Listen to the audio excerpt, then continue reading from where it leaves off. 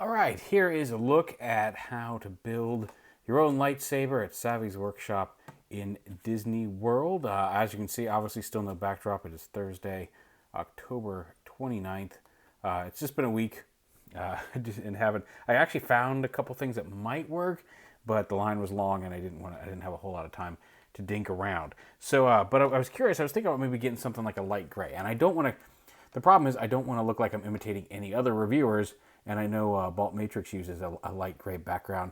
But I want something that is simple, easy to swap out if I need to, and will show off the figures without interfering. And it's something that's not just white, so I can show off a white figure without it blowing out the balance. So if you have any suggestions, by all means, leave some for me. But I'm looking into getting like a photo background or something to put up here to replace this. But for the time being, it's still this. Anyway, I want to thank Dave Allen for smuggling this out of Batu for me. And he got here the other day. Obviously, I did not go to Disney World. I would love to go. We originally had a vacation planned this summer to go to London and Paris, which we were going to go around the solstice, around the summer solstice. And of course, everything happened. We're still going to do that trip when it's safe, but I was thinking we'd do that trip this summer and then maybe look into popping down to Orlando, because we have my mother-in-law lives down in Palm Beach, and we've done day trips up to Orlando before. I'm thinking maybe we can do that sometime, and then everything's happening. So we still got that trip first, but I wanted to have one of these. So again, thank you, Dave, for swapping this or smuggling this out of Batu for me. So when you do this, you get, this is the pin for the Peace and Justice. This is a Peace and Justice build here. The way I've seen pictures of it, I wanted one of these. They looked fun to play with, and went ahead and sprung for a build so I could have it at home. So you got the container pieces, the switch pieces, the pommel, and then the emitter piece, as well as the core piece. And the core piece is plastic. It's got some little clear windows here, some switch indicators, and then it's got a little, you can pull this out. There you go, you got to twist it a little bit.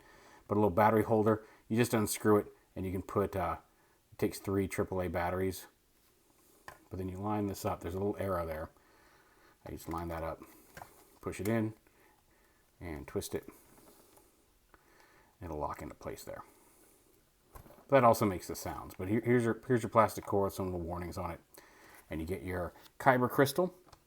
You can buy different colors. This one has a green. And you just kind of set it into the emitter. And this piece is springy up here, so what you want to do is take it, there's a little indentation up there, kind of get the tip of the crystal in there, push it up, and then seat it in the lower divot, and you heard it power up, and you can see there's some little blinking LEDs for the color in the hilt itself, and now that's together. And then you take your switch pieces, and you line the blue bit up to the blue here, and snap it on. You can see there's some little friction pieces to snap that together. And then the red to the red. There's your actual power switch. Snap that together onto the core. Now, obviously, it failed because there's no blade in it. But it does make that little noise, as well as the acknowledgement of the crystal. Then you take your shaft pieces and screw them on to either end. This is my preferred configuration. This is the emitter end. This is the speaker end. And then screw on the pommel of your choice. You get a choice of there's 4 different pieces for these, this one, and then 2 other pieces, 2 different pommels, 2 different emitters, and 2 different switch plates you can use. Go ahead and screw this pommel on. Oh, why are you not screwing on properly? There we go. Screw that all the way on, and you can see it overlaps this by just a smidge, and that's important for in a minute. And then screw on the emitter. And there is my lightsaber. It's very cool. I dig it. I like the look of it. And very hefty. Like I said, the core piece is plastic. These are actually a really hefty metal. So it's a little bigger than your average lightsaber. If you have a custom saber, like my Saber Forge saber is a little skinnier than this. But it's got a good heft to it. It's got a good hand feel. Like it just feels great in your hand. My dog's not a big fan of it. Although she doesn't freak out of it like she does Nerf guns. It's never hurt her. She's just wary about it. But yeah, so there's the thing. And again, if you try to, it fails. But they have these blades. And I'm so glad they figured out this technology, because one of the things I liked about my Saber Forge was the removable blade, and you could have just a hilt on your belt. This one just has a clip on them. Some of the hilt, the pommels do have a little cover tech, a wheel that you can use to attach. This one has a little clip there. But you have the blade, and it's just got an LED string in there.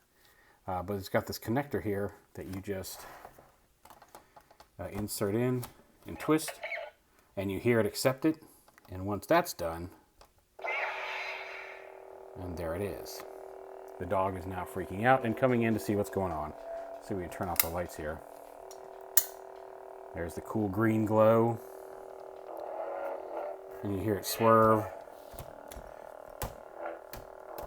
Trying to get it to register a saber hit there. There we go. See, it kind of flashes yellow with a saber hit. And you can move it around and wiggle it, and you get all the zooms. That's with the green thing. Now, as I said, you can buy other Kyber crystals. I got purple and yellow. And you just turn this off. And then what's cool about this is, in order to swap out the color, instead of having to pull the whole thing apart, I mentioned that these go over these shaft pieces. So you just unscrew this right here, and it'll slide up into the cap and the pommel. And then you can just pull out the switch piece, pop out one crystal, and pop in another. And again, it will register the crystal. It'll kind of glow in there. I don't know how well that's showing up there. There's a light down here that will glow. And if you could see into it, those windows will light up with the new color. And you put the switch back on, screw it back together. And now we have a purple saber. And you'll notice the sound font is different. It's a little deeper. It's got different hum noise and swirp noises. It also has a, has a little yellow flash on clash, a little whitish yellow flash on clash. But yeah, and then you can change out the, turn off the lights again, get the cool purple glow. Look at that. Nice. You can, it's showing up more on the camera than it does visually, but because it is the LED strip, you don't get that easy even diffusion like you will get on a custom saber. You can kind of see where the LEDs are in the strip, but the bonus of that is that you do get the full kind of extension of the blade versus just turning on like some of the ones that have all the LEDs here in the hilt. But yeah, so there's purple. And like I said, purple was my preferred color of choice. When you build it, you can choose green, purple, blue, or red. And then you can get yellow and white in the shop.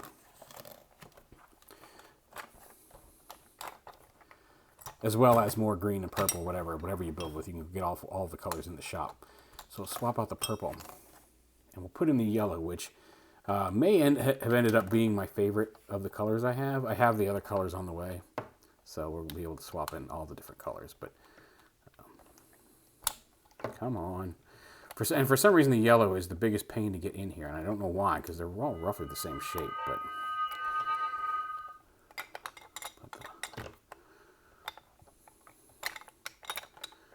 let the cover it. Come here. There we go. And put the switch back on, screw it back together.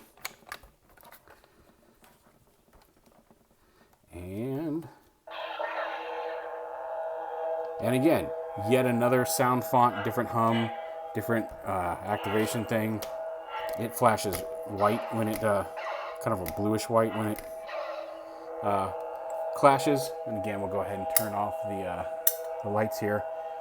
And if you look at that yellow, this is why this almost ended up being my favorite. One, I like that it's got a unique sound here down here.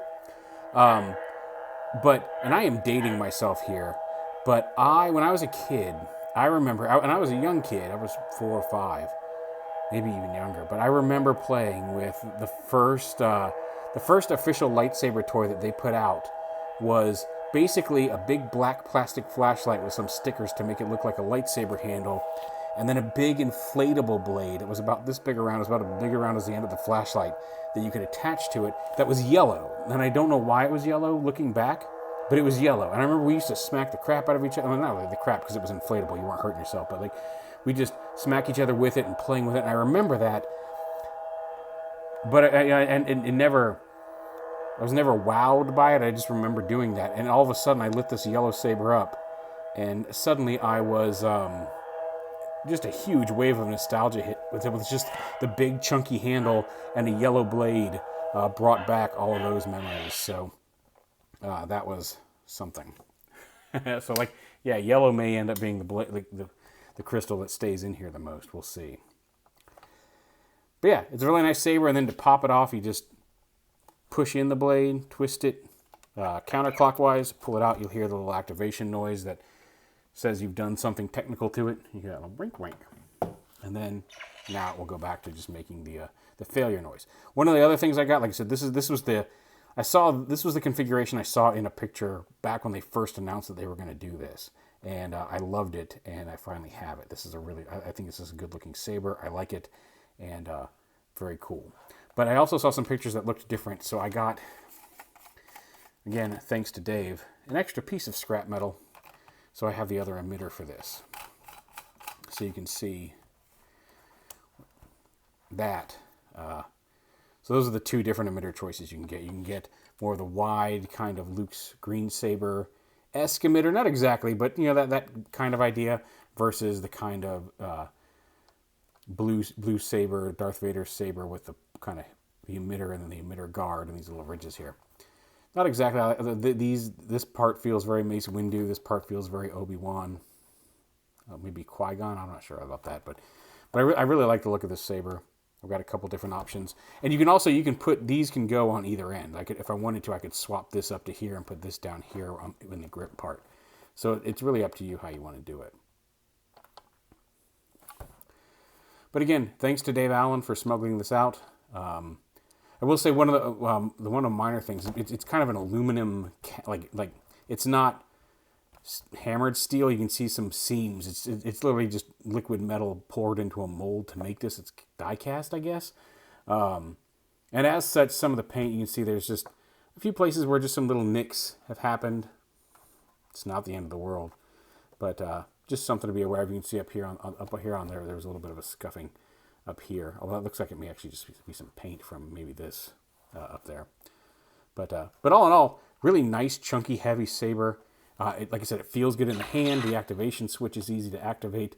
And part of the reason I got this one, the other switch for this thing doesn't have this guard around the switch. And I don't know how easy it would be to turn it off, but this makes it a little bit more difficult to. It's real easy sliding switch, but it makes it a little bit more difficult, less likely to be switched off accidentally while you're swinging it around. It's not, I wouldn't, because it has that string of LEDs in the blade, I wouldn't go full on ham fighting with these things like I would like the Saber Forge hilt I got, which I've reviewed previously on the screen. All the LEDs and electronics are in the hilt, and the blade's just a polycarbonate blade, and you can just smack the crap out of your friends with that, which I have done because a friend of mine got one as well. But I wouldn't recommend that because you could break that string of LEDs. But that's a fun little thing to do. Like I'm definitely looking forward to hitting up Orlando, and when we do finally get the chance, and building another one or having that whole experience at Galaxy's Edge. But again, Dave Allen, thank you. If you can find a good deal on one, I highly recommend finding somebody to smuggle one out for you. There's a Galaxy's Edge traders group on Facebook that I just found out about yesterday. Yeah, it was literally last night after this showed up, where there are smugglers who will help you procure things from inside the park if you can't make it yourself. So, but there is the Savi's Workshop lightsaber. Let me go put it back in its base configuration here. But very happy with it. Very cool. And there it is.